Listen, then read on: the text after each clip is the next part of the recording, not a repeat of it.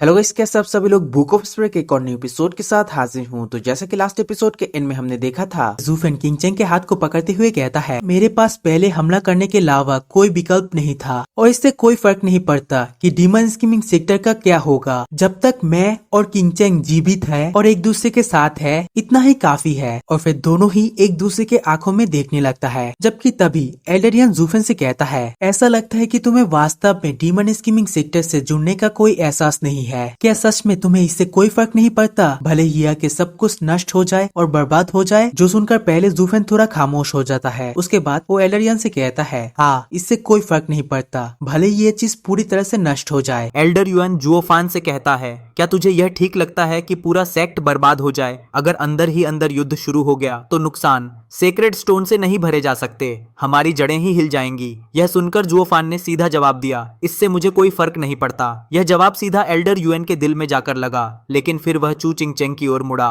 लड़की, तू तो राइटर्स सेक्ट से है, तुझे यह सारी बर्बादी मंजूर नहीं होनी चाहिए। तुझे पता है तेरा आदमी क्या करने वाला है, तू उसे कुछ समझाती क्यों नहीं? यह सुनकर चू चिंग चेंग कहती है, इससे कोई फर्क नहीं पड़ता। फिर वह सिर हिलाते हुए मुस्कुराई और जुओफान को देखा। वो जो भी करे, जब तक वो सुरक्षित है, मेरे लिए बस वही काफी है। एल्डर युएन का शरीर कांप उठा, फिर धीरे से हंस पड़ा। बेटी, तू उसे और गहरे अंधेरे में धकेल रही है। देख लेना, चाहे राइचस हो या डिमोनिक कल्टीवेटर, जो कोई भी इच्छाओं की खाई में गिर गया, उसका वापस लौट पाना नामुमकिन है। फिर दोनों ने एक साथ कहा, इससे कोई फर्क नहीं पड़ता, और एक दूसरे का हाथ और भी कसकर पकड़ लिया। यह देखकर एल्डर युएन शॉक्ड हो गया। फिर गंभीर होते हुए बोला, तुम्हें फर्क नहीं पड़ता, लेकिन मुझे पड़ता है। डीमन स्कीमिंग सेक्ट ही मेरी आखिरी सांसों की जगह है। जैसे जुओफान को लू क्लैन से लगाव है, वैसे ही मुझे इस सेक्ट से है। मैं किसी भी हाल में इसकी तबाही नहीं होने दूंगा।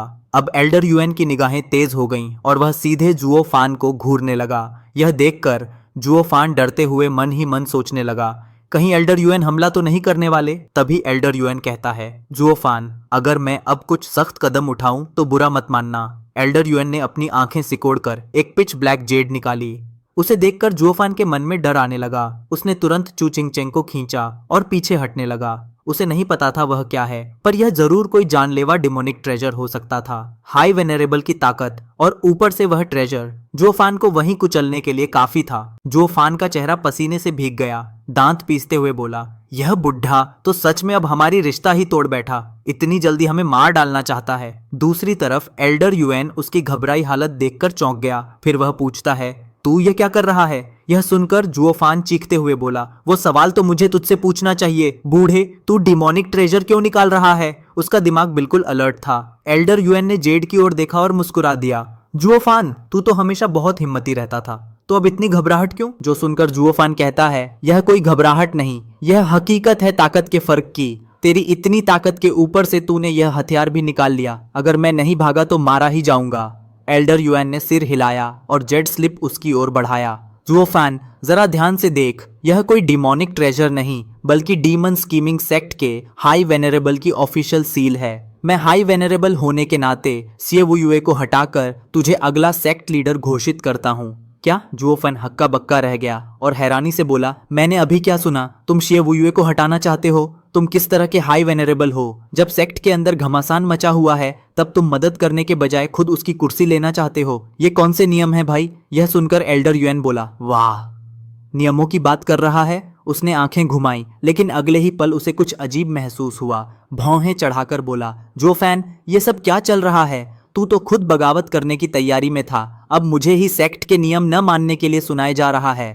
इस बखेड़े की शुरुआत ही तो तूने की। जुओफान ने नाक खुजाई और सिर हिलाया। सही है, पर फिर भी क्या फर्क पड़ता है? मेरी बात अलग है। लेकिन एल्डर युएन, तू हाई वेनेरेबल है, तेरी पोजीशन देखकर ही तो मुझे शक हुआ। हाँ, अब समझ आया। एल्डर युएन हंस पड़ा। अच्छा, तो तेरे हिसाब से हाई वेनेरेबल होते हुए मुझे तुझे कुचल देना चाहिए था? तो फिर तू मुझसे अकेले मिलने क्यों आया? डर नहीं लगा कि मैं तुझे खत्म कर दूंगा और सारी मुसीबत ही मिटा दूंगा? जुओफान का चेहरा सख्त हो गया। एल्डर युएन सोचा तो था और यह भी जानता था कि ऐसा होना मुमकिन है, लेकिन मैं फिर भी यह उम्मीद करना चाहता था कि हमारी दोस्ती का कोई मतलब है और तू कोई और रास्ता निकालेगा। यह सुनकर एल्डर युएन बोला, कौन सा रास्ता? बोल तो सही, बताना जरा। एल्डर युएन की आंखें हल्की चमक उठीं। जुओफान ने उसकी आंखों में सीधा देखते हुए कहा, तेरे जैसे हाई वेनेरेबल की हैसियत में तू चाहे तो सब कुछ सामने लाकर सुलझा सकता है। सबसे बुरा क्या होगा? मुझे सेक्ट से निकाल देंगे, बस कहानी यहीं खत्म। तेरी यही सोच है? एल्डर युएन ने ठंडी आवाज में फटकारा। बिल्कुल घटिया सोच है तेरी, सब कुछ तूने किया और अब साफ सफाई करके निकल जाना चाहता है। जो एल्डर्स और वेनरेबल्स तेरे लिए जान देने को खड़े हैं, तू उनके साथ यही करेगा। जुओ फैन का दिल बैठ गया। उसने धीरे से सिर हिलाया। उसे पता था एल्डर युएन को बेवकूफ बनाना आसान नहीं होने वाला। एल्डर युएन ने दरवाजे की तरफ इशारा करते हुए कहा, अगर ये सब ना होता तो सब अपनी ड्यूटी निभाते, डीमन स्कीमिंग सेक्ट की भलाई के लिए, लेकिन तूने उन्हें मिस्टिकल हेवन सेक्ट की लड़ाई में घसीट लिया और अब उनका नाम मिट्टी में मिला दिया। सच तो ये है, वो सब अब तेरे ही बन चुके हैं। तूने उनमें बगावत की आग लगा दी, कहा कि नहीं तो मर जाओगे, एंड तूने उन्हें उसी सोच में धकेल दिया। अब जब उनकी सोच पूरी बदल चुकी है, तू सोचता है कि बस 2 शब्द बोल देगा और सब शांत हो जाएंगे। एल्डर युएन आगे बोला, ऊपर से अब तो उनका प्लान भी साफ है, तुझे पावर पर बैठाकर खुद भी फायदा उठाना चाहते हैं। तूने देखा था ना, जब फील्ड यांग ने सब ठीक करने की कोशिश की थी, वो कैसे भड़क गए थे। अब तो वो लड़ाई के लिए पूरी तरह तैयार हैं। उनका दिल बेचैन है। अब बात सिर्फ जिए वुयुए और तेरे बीच सुलह की नहीं है, पूरी भीड़ पावर के पीछे पागल हो चुकी है। और तू यह भी जानता है कि मैं चाहूँ तो बीच बचाव कर सकता हूँ, लड़ाई रोक सकता हूँ, लेकिन ये बस थोड़े वक्त के लिए होगा। उसने गहरी सांस ली और बोला, पहले तो जिए वुयुए की छोटी सोच ज्यादा दिन सह नहीं पाएगी, और फिर लेबर ऑफिस के एल्डर्स और वेनरेबल्स 2 दिन भी चुप नहीं बैठेंगे। फिर से बवाल शुरू होगा।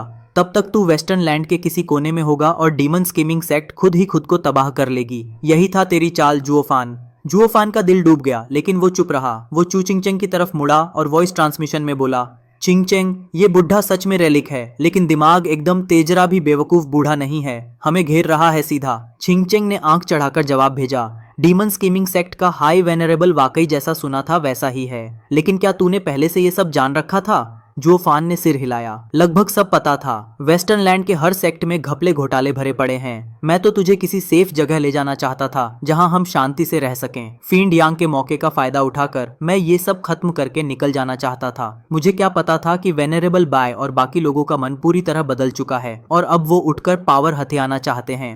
जिएवुयुए की नाराजगी ने उनकी लालच को और बढ़ा दिया। तो सोच, जब मैं सेक्ट छोड़ूंगा, जिएवुयुए और लेबर ऑफिस सीधा एक दूसरे से भिड़ जाएंगे। जैसा एल्डर युएन ने कहा, जैसे बम में आग लगाकर भाग जाना। क्या ये गलत नहीं है? मुझे क्या, मैंने तो सब तुझे बचाने के लिए किया था। अब जब तू सेफ है तो वो चाहे तो खून की नदी बहा दें, मुझे फर्क नहीं पड़ता। जालिम, तू तो एकदम ईविल है। इतने लोगों ने तेरे लिए जान दांव पर लगाई और तू यह बोल रहा है।